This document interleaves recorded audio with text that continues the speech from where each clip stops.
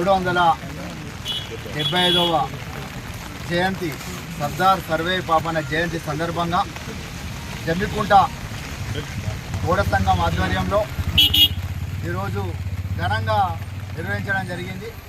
జయంతి ఉత్సవాలు సర్దార్ సర్వేపల్లి పాపన్న విగ్రహానికి పూలమాల వేసి జయంతి సందర్భంగా ముఖ్యమైన నాయకులు జమ్మికుంట పట్టణ సిఐ రామకృష్ణ గౌడ్ గారు, అలాగే ఎక్స్ సర్పంచ్ మల్లన్న గారు, అలాగే రాజేశ్వరరావు గారు, వీరన్న గారు, శివానందం గారు, ఇక్కడ మాజీ కౌన్సిలర్ తారంగపానయ్య గారు, పరశురామ్ గారు, శుంకర్ రమేష్ గారు, మహిళా సోదరిమణులు, గౌడ సంఘ నాయకులు మల్లన్న గారు, వీళ్ళందరూ కూడా ఆధ్వర్యంలో ఘనంగా నిర్వహించుకోవడం జరిగింది. మరి సర్దార్ సర్వేపల్లి పాపన్న 350 సంవత్సరాల క్రితమే ఈ తెలంగాణ గడ్డపై ఉద్యమ పోరాటం, అప్పుడుండే పెత్తందారులు, భూస్వాములు, అణచివేతకు గురి కాబడిన సర్దార్ సర్వేపల్లి పాపన్న తిరుగుబాటు చేసి హైదరాబాద్ కిలాను స్వాధీనం చేసుకొని మొఘలు సామ్రాజ్యాన్ని మట్టి కరిపించి ఆ రోజే మనకు ఈ తెలంగాణ ఉద్యమ నాయకునిగా ఆ పౌరుషం వచ్చే విధంగా చేసిన గొప్ప నాయకుడు సర్దార్ సర్వేపల్లి పాపన్న.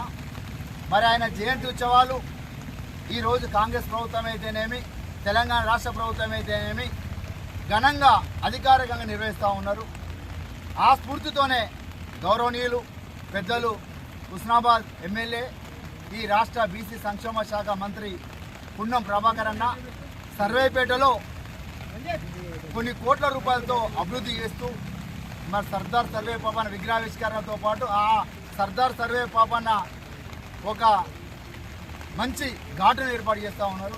ఈ సందర్భంగా రాష్ట్ర ప్రభుత్వానికి, అలాగే గౌరవనీయులు పెద్దలు పున్నం ప్రభాకర్ అన్న గారికి, తెలంగాణ రాష్ట్ర ప్రభుత్వానికి ధన్యవాదాలు తెలుపుతూ ఇట్టి కార్యక్రమంలో పాల్గొన్న ప్రతి ఒక్కరికి మరొకసారి ధన్యవాదాలు తెలియజేస్తూ ఉన్నాం. సర్దార్ సర్వేపల్లి పాపన్న గారి జయంతి సందర్భంగా మన రాష్ట్ర ప్రజలందరికీ కూడా మా జమ్మికుంట పోలీస్ తరఫున శుభాకాంక్షలు తెలియజేయడం జరిగింది.